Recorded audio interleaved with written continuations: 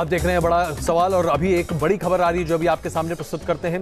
पश्चिम बंगाल में मुख्यमंत्री ममता बनर्जी जहां धरने पर हैं, वहीं विपक्ष के तमाम नेताओं ने आज मुलाकात की है और ये विपक्ष की बैठक की तस्वीरें अभी आप अपने स्क्रीन पर देख रहे हैं। कांग्रेस सहित कई दलों के नेता यहां पर मौजूद हैं। बातचीत और विचार चल रही है।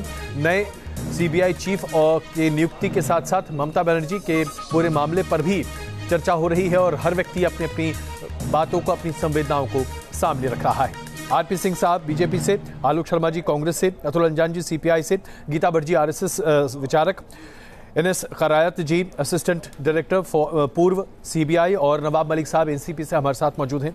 शुरुआत में एक बार फिर आरपी सिंह साहब आपसे कर रहा हूं। जिस तरह के आरोप आज मोदी सरकार पर लगाए जा रहे हैं और कहा जा रहा है कि आपकी सरकार लोगों को डरा रही है, धमका रही है, उन तमाम राज्यों में जहां बीजेपी की सरकारें नहीं हैं वहां पर अधिकारियों के संदेश देने की कोशिश की जा रही है कि सिर्फ और सिर्फ प्रधानमंत्री कार्यालय की सुनो, अन्यथा किसी की नहीं। क्या यही वास्तविकता है?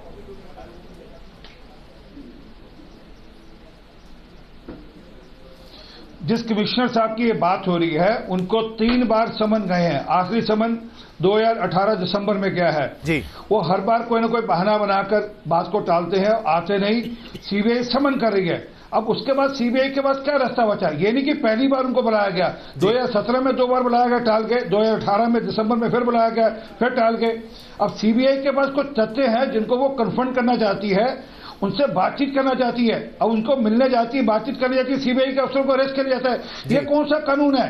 ये कौन सा हर्डलिज्म है कि देश में सीबीआई कोई भ्रष्टाचार के मामले में जांच करने जाएगी तो उसको उनको अरेस्ट कर लिया जाएगा? हमने तो आज तक कभी ऐसा सुना नहीं। और ये तो नहीं कि सीबीआई पहली बार गई है। इसी देश में सीबीआई 12 घंटे तक एक प्रदेश के मुख्यमंत्री को उनकी जांच करती है, उनको अपने हेडक्वार्टर बुलाती है, उनसे बातचीत करती है। मुख्यमंत्री जाते हैं वहां पर, एक देश के होम मिनिस्टर को अरेस्ट करती है, अरेस्ट किए जाते हैं। तब ये नहीं कहा जाता कि सीबीआई वेंडेटा पॉलिटिक्स करी है। ये नए प्रकार की असली सारी मूल बात यह है, 2 बातें समझ लीजिए।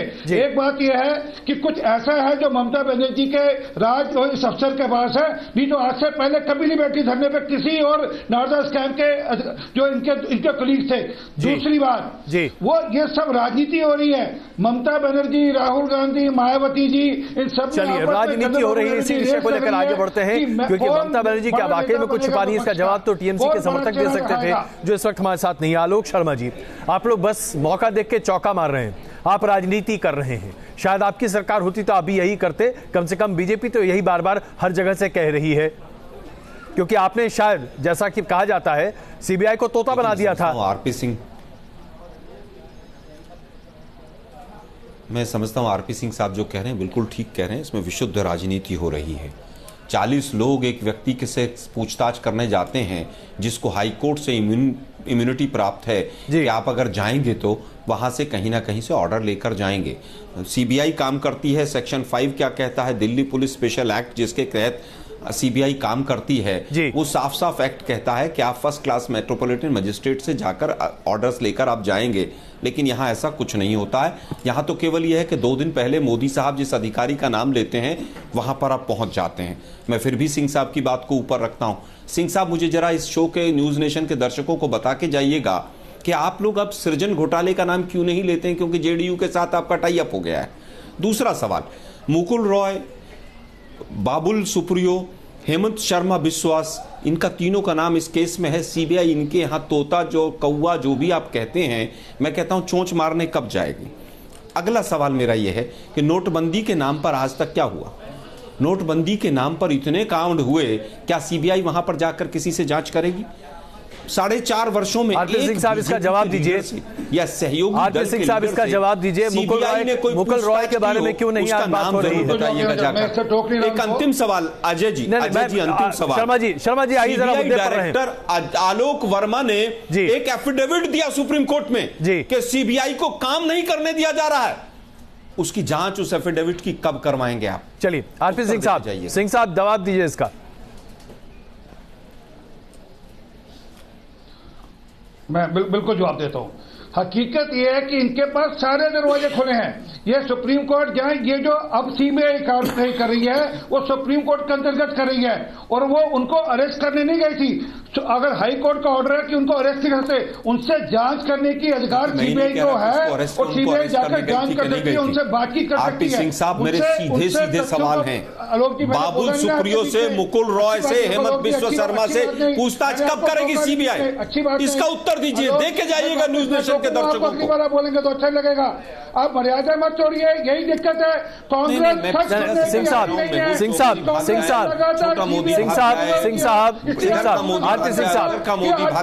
साहब बड़ा सीधा सवाल है। आरपी सिंह साहब कांग्रेस पार्टी के प्रवक्ता ने बड़ा सीधा सवाल आपके सामने रखा है। आरपी सिंह साहब कांग्रेस के प्रवक्ता ने बड़ा सीधा सवाल आपके सामने रखा है, और सीधा सवाल यह है कि क्या आपकी पार्टी में शामिल होने के साथ ही, आरपी सिंह साहब, आपकी पार्टी में शामिल होने के साथ ही मुकुल रॉय ने अपने सारे पाप धो दिए? क्या आपकी पार्टी गंगा है जो सबके पाप धो रही है? मुकुल रॉय का नाम शारदा स्कैम में बहुत ऊपर था, याद होगा आपको।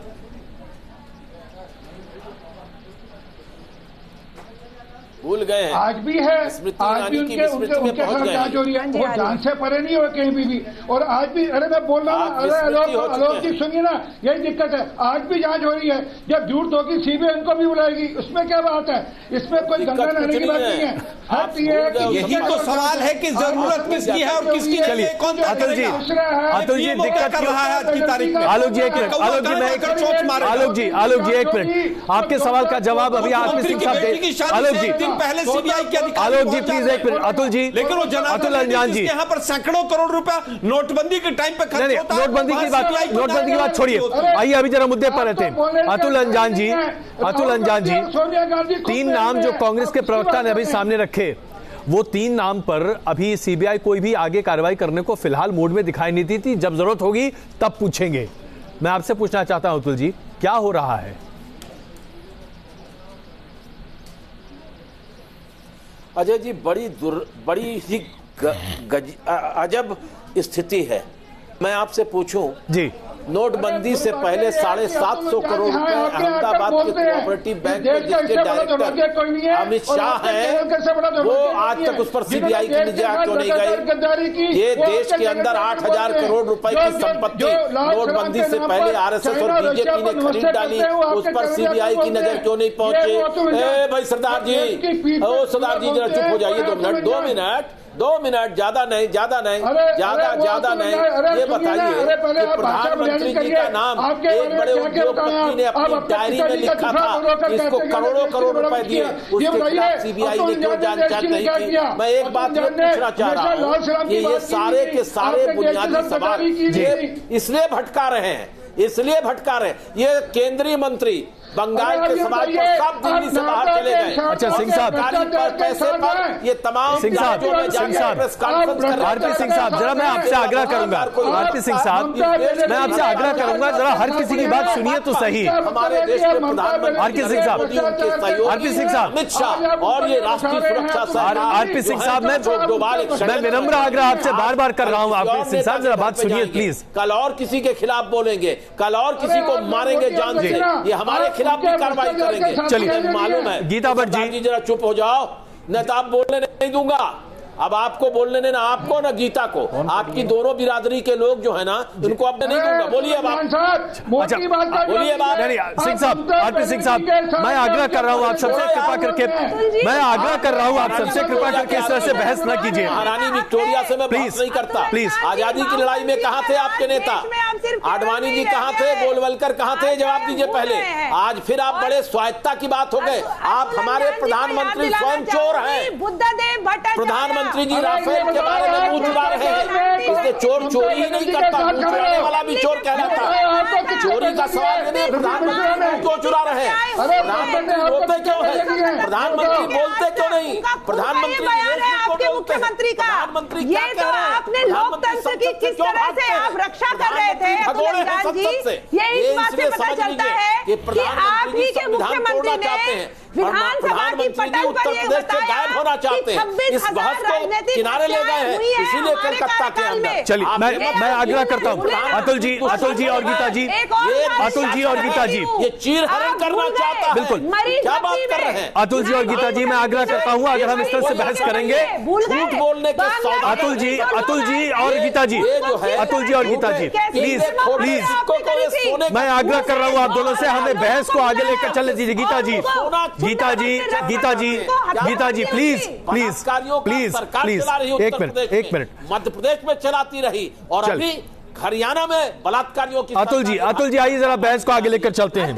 अतुल जी, नवाब मलिक साहब मैं आपसे जानना चाहता हूं, जिस तरह से अभी विपक्ष अपनी बातों को लेकर मुखर है, प्लीज मैं आप सबसे आग्रह करता हूं, प्लीज एक मिनट। नवाब मलिक साहब, विपक्ष एकजुट होता दिखाई दे रहा है इस मुद्दे पर कि सीबीआई का किस तरीके से इस्तेमाल मौजूदा सरकार कर रही है, लेकिन यही आरोप जब यूपीए की सरकार थी तो बीजेपी और तमाम दल लगाया करते थे जो उस वक्त विरोध में थे। ऐसा क्यों होता है कि सत्ता में आने के साथ ही सीबीआई एक तोता बन जाती है और बाकी विरोधियों के लिए वो एक अजगर की तरह सामने नजर आती है? नवाब मलिक साहब।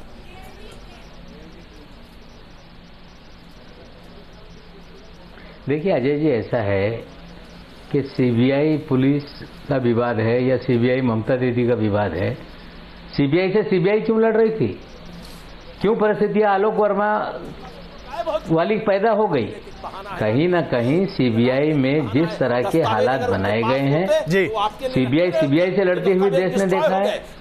और जब मोदी जी ने जिस अधिकारी का नाम ले लिया और उसके घर सीबीआई पहुंच जाएगी तो निश्चित रूप से सवाल खड़े होंगे।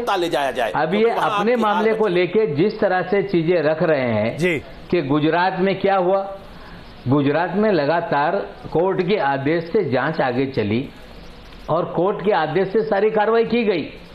कोई सुप्रीम कोर्ट के आदेश बिना कोई गुजरात में कार्रवाई की गई या सीधे किसी के ऊपर कार्रवाई हुई?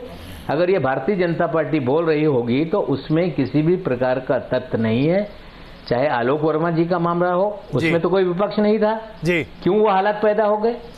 जहां तक यहाँ बंगाल का सवाल है, बंगाल में तो हाई कोर्ट का कहीं ना कहीं उन्हें एक रेमेडी उनके पास है जी कि आप उसके यहाँ सीधे नहीं जा सकते। सुप्रीम कोर्ट के आदेश का बहाना बनाया जा रहा है तो हाई कोर्ट के आदेश की अवमानना क्यों कर रहे हैं?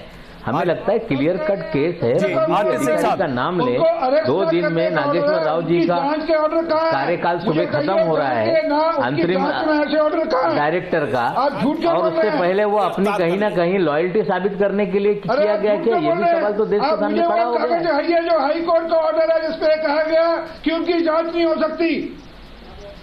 नहीं, आरपी सिंह जी काहे पागल हो रहे हो? बकबक बोले जा रहे हो, बहस को आगे बढ़ने दीजिए, बहस को आगे बढ़ने दीजिए। जी आरपी सिंह साहब सवाल ये है, अरे अतुल रंजन अपनी जवान को संभालो प्लीज मैं आग्रह कर रहा हूँ, आप सब बहुत वरिष्ठ नेता हैं, बहस करने दे रहे हो, बहस करने दो। आप सब वरिष्ठ नेता हैं, मैं आग्रह कर रहा हूँ आप सब क्यों इस बहस को खराब कर रहे हैं? जी आरपी सिंह साहब, सवाल ये है कि आज विपक्ष जो बातें लेकर सामने खड़ा है, बोल नहीं पाएंगे आरपी सिंह जी, बोलिए आप। ज्यादा बकबक नहीं प्लीज देखिए, व्यक्तिगत टिप्पणियां न करें, मैं आग्रह कर रहा हूँ आप सबसे। समर्थक आदमी हो, काहे के लिए इतना बोल रहे हो? अच्छा, आजादी के लिए मैं तो आपको कह रहा हूं ना, हत्यारों का गिरोह चलाने वाले, देश की आजादी के साथ जो छेड़छाड़ करने वाले, महारानी विक्टोरिया का जिंदाबाद करने वाले, आप वो लोग हो जो आज देश के अंदर बड़े बड़े राष्ट्रवादी बने घूम रहे हो। आप राष्ट्रवादी बने घूम रहे हो, राष्ट्रवादी बने घूम रहे हो। एक आदमी आपके पास आजादी की लड़ाई का नहीं हो, राष्ट्रवादी बने। अच्छा, आरपी सिंह साहब मुद्दे पर वापस लौटते हैं। आरपी सिंह साहब, बखरा का नाम सुना? आरपी सिंह साहब जी, आरपी सिंह साहब मुद्दे पर वापस लौटते हैं, लेकिन इससे पहले कि मुद्दे पर वापस लौटे, एक बड़ी खबर अभी आ रही है। अभी ये खबर आई है कि विपक्ष के नेता लोकसभा में मल्लिकार्जुन खड़गे ने वित्त मंत्री अरुण जेटली को चिट्ठी लिखी है। उन्होंने साफ तौर पर लिखा है कि मीटिंग की डिटेल्स जारी की जाएं, जिसमें सीबीआई के मुखिया की नियुक्ति की बात कही गई है। कुल मिलाकर नेता विपक्ष ने अपनी नाराजगी सामने रखी है सीबीआई के मुद्दे पर। मल्लिकार्जुन खड़गे की ये चिट्ठी अभी आप देख रहे हैं जो अभी स्क्रीन पर है। आरपी सिंह साहब, मैं अब वापस अपने बुनियादी सवाल पर लौटूं, और बुनियादी सवाल ये है कि जब 2014 तक आप सत्ता में नहीं थे, सीबीआई के दुरुपयोग का लगातार उल्लाहना देते रहते थे कांग्रेस के ऊपर। आज वही कांग्रेस, वही समाजवादी पार्टी, वही बहुजन समाज पार्टी, वही लेफ्ट फ्रंट, वो तमाम राजनीतिक दल जो आपके विरोध में है, टीएमसी, आज वही बातें आपके ऊपर कह रही है और कह रही है कि आपने तो दरअसल सीबीआई इंस्टीट्यूशन को ही धराशायी कर दिया है। क्या ये सही बात नहीं लगती आपको? क्योंकि जिस तरह से सीबीआई आज सुर्खियां बटोर रहा है, इससे ज्यादा अपमान सीबीआई का नहीं हो सकता।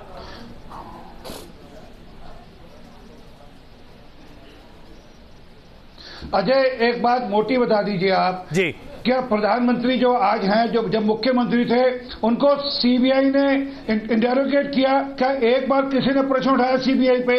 वहाँ के होम मिनिस्टर को जेल जाना पड़ा है, जो कि बाद में खारिज दोषी थे, वो भ्रष्टाचारी थे, वो बलात्कारी थे, वो हत्यारे थे। सुषमा स्वराज जी की स्टेटमेंट याद है आपको? पार्लियामेंट में क्या कहा गया था सीबीआई के लिए? काम किया उन्होंने? आप भूल गए? Congress bureau of investigation Bihar ने कहा था, क्या कहा था कि ऐ मोदी आपने जो अहमदाबाद कर दिया है, जो मेरे मुंह पर हमें कैसे कोई जवाब आप कैसे जवाब देंगे? आप उस हत्यारे की हिफाजत में खड़े हो जिसको लोकतंत्र की हत्या करने का फैसला कर लिया। पहले अल्पसंख्यकों की हत्या, पहले दूसरे लोगों की हत्या, जातीय धर्म के नाम पर लड़ाने का काम तमाम लोगों को करने का क्या बात है? उनकी बात क्या करें? पूछ रहे थे आज उन्हीं के साथ खड़े हैं, जवाब देंगे वो? आपको मैं कह रहा हूँ, आप समझदार हैं, आप ये समझते हैं कि ठीक लेंगे आपकी पार्टी के कई मंत्री इकट्ठा हो जाएं तो भी बहस का जवाब नहीं दे सकते। और मैं कहना चाहता हूँ, डरने वाले लोगों में नहीं है। आप इस देश में लोगों को डराना चाहते हैं, हम डरने वाले लोगों में नहीं है। गोली मरवा दीजिए, लेकिन हम गोली खाने को तैयार है, लेकिन आपसे डरने को तैयार नहीं है। इस देश के संविधान की हिफाजत करने के लिए सड़कों पर उतरना पड़ेगा तो उतरेंगे, और अगर हमारे विरोधियों का भी समर्थन करना पड़ेगा लोकतंत्र को बचाने और संविधान के लिए तो उतरेंगे। ये मत सवाल खड़ा करिए कि ममता बनर्जी का तो आप विरोध करते थे, ममता जी का विरोध करते थे, आज भी विरोध करेंगे, लेकिन लोकतंत्र को समाप्त करने की कोशिश करोगे तो जमकर आपका विरोध। अब जरा मैं आलोक शर्मा जी आपसे प्लीज सिंह साहब, अतुल जी आपकी बहस हो चुकी है। मैं जरा यहाँ पर प्लीज एक मिनट गीता जी से ज्यादा दंगे हुए हैं, गीता जी 40 से ज्यादा दंगे हुए हैं। अतुल अंजान जी ने कभी उस विषय में बात रखी है? आपने तो अल्पसंख्यकों की आलोक जी प्लीज, गीता जी 40 से ज्यादा दंगे पश्चिम बंगाल। गीता जी हम यहाँ दंगों की बात नहीं कर रहे हैं, मैं क्षमा चाहता हूँ, मैं क्षमा चाहता हूँ कि हम दंगों की बात नहीं कर रहे हैं। हमारा मुख्य ध्येय इस पूरी बहस का, प्लीज हमारी इस पूरी बहस का मतलब सिर्फ और सिर्फ, गीता जी प्लीज, मैं आप सबसे आग्रह कर रहा हूँ, मुद्दे पर रहिए। मुझे आपकी आवाज कम करनी पड़ेगी आप सबकी, अगर आप इस तरह से बात करते रहे तो। मैं सवाल यहां पूछ रहा हूं, और सवाल यह है आलोक शर्मा जी कि सीबीआई को लेकर हर समय इस तरह के सवाल उठते रहे हैं, और आपके जवाब के बाद मैं कराज जी से ही इसका जवाब लूंगा, लेकिन मैं आपसे जानना चाहता हूं, आज जब आप वापस लौट कर देख रहे हैं तो आपको समझ में आ रहा है ना कि कितना बड़ा जिन्न आपने खड़ा कर रखा है बोतल के बाहर? क्योंकि जितने आरोप कांग्रेस के ऊपर लगे हैं सीबीआई के दुरुपयोग के, उतने अभी तक बीजेपी पर लगे नहीं है। देखिए, मैं समझता हूं कि आरोप लगाना बीजेपी का पुराना कर्म रहा है। सीबीआई ने हमारे समय पे रहते हुए क्या 2G के मंत्रियों तक को जेल में अरेस्ट नहीं किया? क्या सांसदों को अरेस्ट नहीं किया? सीबीआई ने नहीं, कोर्ट ने किया था। आइए जरा इस बात को लेकर स्पष्ट हो जाए कि जो भी कार्रवाई सीबीआई ने की कोर्ट के निर्देश पर किया, यहां तक कि जो मोदी जी से पूछताछ की बात है वो भी कोर्ट के आदेश पर हुआ। सीबीआई ने स्वतः कुछ नहीं किया। जी आलोक जी प्लीज। अजय जी, चाहे कोर्ट का ही आदेश था, अरेस्ट तो सीबीआई नहीं किया था, लेकिन सीबीआई के तो हाथ बंधे हुए थे ना, कोर्ट के सामने सीबीआई की चलती कहां है? 2G में वो लोग पूरी तरह से आने के बाद, मोदी सरकार के आने के बाद वो लोग बरी हो गए। क्या ये सच है कि नहीं है? वो किसने किया? क्या सुप्रीम कोर्ट ने बरी किया उनको सीबीआई ने कोई सबूत नहीं दिया। आज हम सीधा सवाल पूछ रहे हैं, मुकुल रॉय, बाबुल सुप्रियो, हेमंत बिस्वा शर्मा, उनसे कब पूछताछ करेगी? पहला सवाल। दूसरा सवाल, क्या सीबीआई को स्वायत्त करने के लिए मोदी जी 1 इंच भी चले हैं आगे? चलिए तीसरा सवाल, चलिए आपने कई सवाल खड़े कर दिए, इसलिए मुझे आपको बीच में रोकना पड़ता है, मेरा वक्त बहुत कम है। राज साहब, मेरा आखिरी सवाल आप ही से है। सीबीआई बतौर संस्था, आज क्या वाकई में सीबीआई की जरा सी भी इज्जत बची है? क्योंकि तार करने में हम में से किसी भी राजनीतिक दलों ने उसे छोड़ा नहीं है। ये बात सत्य है। देखिए, सीबीआई कोई स्टैट्यूटरी बॉडी नहीं है, हमारे कॉन्स्टिट्यूशन में law and order and police subject ये स्टेट का सब्जेक्ट है जी। सीबीआई जो फंक्शन करती है वो डीएसपी एक्ट के तहत करती है। सीबीआई कोई एक्ट भी नहीं बना आज तक, हालांकि पार्लियामेंट्री कमेटी ने कई बार रिकमेंड किया है। अभी कांग्रेस के प्रवक्ता कह रहे थे कि सेक्शन 5 में मजिस्ट्रेट से परमिशन लेके जानी चाहिए थी, ये गलत बात है। सेक्शन 5 एंड 6 डीएसपी एक्ट का उनके नॉलेज के लिए मैं बता दूं जी, ये extending jurisdiction of the CBI officers, SP police officers की जुरिडिक्शन एक्सटेंड करने के लिए ये एक्ट है जी। किसी भी स्टेट में सीबीआई शो मोटो अपने आप नहीं काम करती, उस स्टेट के कॉन्सेंट से करती है जी। सीबीआई की साख जो पिछले 10 सालों में गिरी है जी, वो मेरे ख्याल से इस समय सबसे निम्न स्तर में है। जो डायरेक्टरों का दोनों में आपस में स्पेशल डायरेक्टर का विवाद हुआ जी, इससे पहले जो रंजीत सिन्हा जी के खिलाफ एलिगेशन आए जी, और उससे पहले एपी सिंह जी के खिलाफ आए हैं। ये बात सही है कि हर एक पॉलिटिकल पार्टीज अपना इसमें पॉलिटिकल माइलेज इसमें निकालती रहती है, और ये बड़ा दुर्भाग्य है हमारे राजनीतिकों को ये गलतफहमी है कि शायद ये अब लॉ है। लेकिन कुल मिलाकर दुर्भाग्य तो सीबीआई का है, और आप सबका मैं धन्यवाद देता हूं इस चर्चा में शामिल होने के लिए। दुर्भाग्य वाकई में सीबीआई का है कि एक ऐसी संस्था जिस पर हर किसी को विश्वास होना चाहिए था, आज सीबीआई का नाम अविश्वास बन गया है। इसके लिए जिम्मेदार कौन है हम सब बेहतर जानते हैं। बड़ा सवाल में आज के लिए बस इतना ही। लगातार देखते रहिए न्यूज़ नेशन। का आरोप लगाया